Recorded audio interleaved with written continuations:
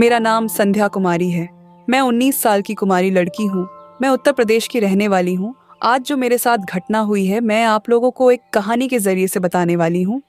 एक दिन मेरे मम्मी पापा किसी काम से दिल्ली गए थे, तो मैं और मेरा बड़ा भाई, जिसकी शादी हो चुकी है, और भाभी भी बाहर गई थी, तो मैं और मेरा भाई दोनों ही घर पर थे।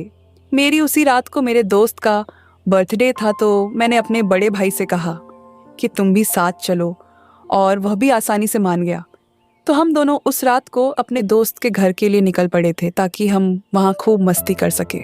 घर से हम लोग 5 बजे निकले थे कार में। मैं और मेरा भाई दोनों ही जा रहे थे। मेरे भाई की नज़र मेरे पर पहले से ही थी। मेरे संतर और शरीर को निहारता रहता था। जब से जवान हुई तब से ही उनकी आंखें मेरे ऊपर हमेशा रही हैं। मेरी भाभी काफ़ी हॉट है, पर इसको कोई फ़र्क नहीं पड़ता। मेरी भाभी भी किसी दूसरे लड़के के चक्कर में रहती है, उसके साथ घूमती रहती है। तो जब घर में एक कैरेक्टर लेस हो, तो फिर कोई क्या कर रहा है, अच्छा कर रहा है या गंदा कर रहा है, किसी को कोई कुछ समझ नहीं आता, ना फ़र्क पड़ता है। मेरी मम्मी भी कभी मेरी सपोर्ट नहीं करती, क्योंकि वह खुद ही पैसों के लिए किसी के साथ भी सब कुछ करने के लिए तैयार हो जाती हैं। जब घर में सब लोग कैरेक्टर लेस हो, तो एक इंसान सही नहीं रह सकता। मैं उसी में से थी। मैं कोशिश करती थी मैं ऐसा कुछ भी नहीं करूं जिससे मेरी इज्जत पर आना चाहे। इस वजह से मैंने कभी किसी बॉयफ्रेंड लड़के के चक्कर में नहीं पड़ी। तो आपको समझ आ गया कि मेरा परिवार कैसा है। ऐसे में जब अकेला इंसान हो और उसके साथ एक लड़की हो, अंधेरी रात हो, सुनसान जगह पर कोहरा हो, तो बातें और भी आसान हो जाती हैं। वही मेरे साथ भी हुआ है। 9 बजे के करीब हम लोग यमुना के किनारे वे पर थे। 1 घंटा चलने के बाद आगे जाकर काफी कोहरा हो गया था। तो भैया बोले कि कोहरे ज्यादा हो रहा है और हवा भी चल रही, तो अगर थोड़ा देर रुक जाएंगे तो हवा कोहरे को उड़ा ले जाएगी। इस वजह से उन्होंने अपनी कार को रोड के साइड में लग दिया। साइड में हम दोनों ही कार में थे। हम लोग रास्ता साफ होने का इंतजार कर रहे थे। क्योंकि हवा चल रही थी, तभी पापा भैया लगे कि संध्या, तुम बहुत खूबसूरत और होश हो। तुम्हारी भाभी मुझे उतना प्यार नहीं कर पा रही है, क्योंकि वह किसी और के चक्कर में रहती है। वह बात तुम्हें भी पता है। ऐसा लगता है मैं अकेला हो गया हूँ।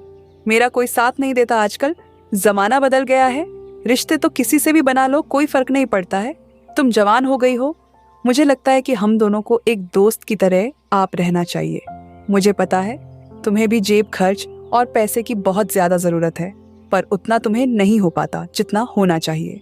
तुम्हारे दोस्त रोज नए नए कपड़े पहनते हैं, ब्रांडेड जूते चप्पल पहनते हैं, पर कई बार मैं देखता हूँ कि तुम वैसे नहीं पहन पाती हो जैसा तुम्हें पहनना चाहिए। मुझे पता है तुम्हें अब भी नौकरी करने के समय है, तो अगर तुम मेरी एक अच्छी दोस्त बन जाती हो, बहन से ऊपर, तो मैं तुम्हारे लिए बहुत कुछ कर सकता हूँ। उन्होंने मेरे दिल की बात सुन ली थी दोस्तों। वह सच बोल रहे थे। मुझे लगा ये ठीक बोल रहे हैं।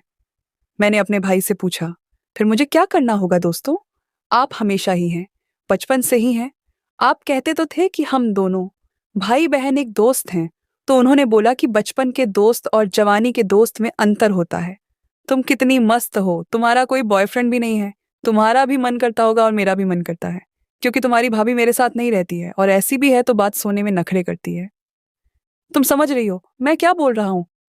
उन्होंने ऐसा कहा। मैं समझ चुकी थी कि वह मुझे फंसाना चाहते हैं।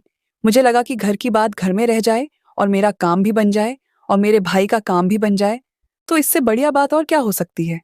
मैं अपना सर झुकाया। भाई समझ गए कि मैं हाँ बोल रही हूँ। उन्होंने तुरंत अपने जेब से 5,000 रुपए निकाले और फिर रोज मजे लेने लगे। दोस्तों, स्टोरी पसंद आई हो तो चैनल को सब्सक्राइब जरूर करें।